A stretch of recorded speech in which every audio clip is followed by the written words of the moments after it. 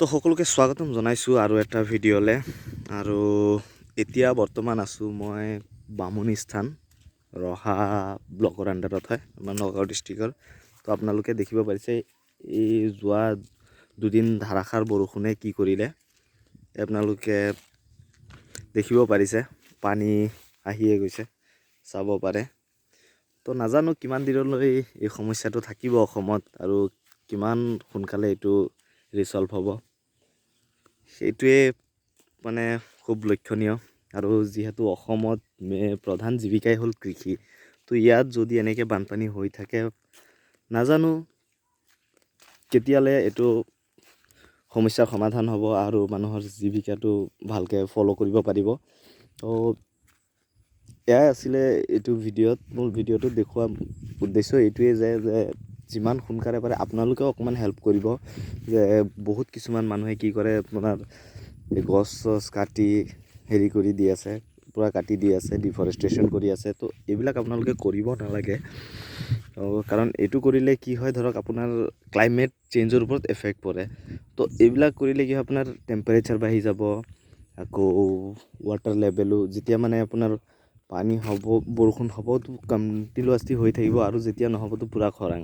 তো সেইটো কাৰণে আপোনালোকে ৱাটাৰ কনজাৰ্ভেশ্যন প্লাছ আপোনাৰ ডিফৰেষ্টেশ্যন এইবিলাক আপোনালোকে অকণমান মন দিব, যাতে এইবিলাক আপোনালোকে নকৰে আৰু মানুহক সজাগ কৰিব। মোৰ ব্লগিঙৰ মতলবটো এইটোৱে আছিলে যে মই ধৰক আপোনাৰ মোৰ পাৰ্চনেল লাইফটোৰ লগতে আপোনাৰ ছ'চিয়েল লাইফ যিবিলাক আছে এইবিলাকো মানে ধৰক আপোনাৰ ছ'চিয়েল যিবিলাক প্ৰব্লেমছ আছে, আপোনাৰ যিবিলাক মানুহৰ প্ৰব্লেম আছে সেইবিলাক মানে দেখুৱাই দিওঁ আৰু নিজেও যিমানখিনি পাৰোঁ ট্ৰাই কৰোঁ। তো আপোনালোকেও সেইটোৰ প্ৰতি এৱেৰ হ'লে ভাল হয়, আৰু সৰু সৰু ল'ৰা ছোৱালীবিলাককো শিকাই দিব যে গছ বন কাটিব নালাগে বা জীৱ জন্তু এনেকৈ হত্যা কৰিব নালাগে। প্লাছ আপোনাৰ ছইল কনজাৰ্ভেশ্যন মানে মাটি সংৰক্ষণ, গছ সংৰক্ষণ এইবিলাক আপোনালোকে কৰিব লাগে। যদি এতিয়া আমি নকৰোঁ ভৱিষ্যতলৈ মহা বিপদত পৰিব। আপোনালোকে চাব পাৰে এইটো এৰিয়া গোটেই আপোনাৰ ফ্লাড, পানী আহি আছে, পূৰা ফ্লাড হৈ আছে। মই এঠাইলৈ যাব আহিছিলোঁ, কিন্তু ঘপককৈ দেখা পালোঁ এনেকৈ ৰাস্তাত বানপানী। তো এতিয়া সেয়ে ভাবিলোঁ যে আপোনালোকলৈও ভিডিঅ'টো বনাই দিওঁ, প্লাছ আপোনালোকেও চাওক। আৰু যদি মই ভিডিঅ'ত কিবা ভুল কৈছোঁ আপোনালোকে ক্ষমা কৰি দিব। তো যদি সঁচা কৈছোঁ নিজৰ বুলি আপোনালোকে আঁকোৱালি ল'ব, আৰু ভিডিঅ'টো যিমান পাৰে শ্বেয়াৰ কৰিব, আৰু ভাল ভাল মেছেজবিলাক ৰাইজৰ মাজলৈ শ্বেয়াৰ কৰিব, তেন্তে আমি উন্নতিৰ দিশে আগুৱাই যাম।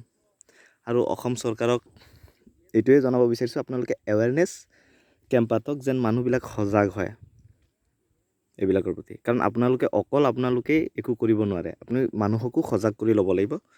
তো যি ছ'চাইটিৰ ইনভলভমেণ্টেহে আপোনাক চেঞ্জেছত সহায় কৰিব। তো আশা কৰোঁ ভিডিঅ'টো ভাল লাগিল। যদি ভাল লাগিল লাইক এটা কৰি দিব, চেনেলত নতুন হ'লে ছাবস্ক্ৰাইব কৰি দিব, আৰু আপোনাৰ বন্ধু বান্ধৱীসকলৰ লগত শ্বেয়াৰ কৰি দিব। ধন্যবাদ।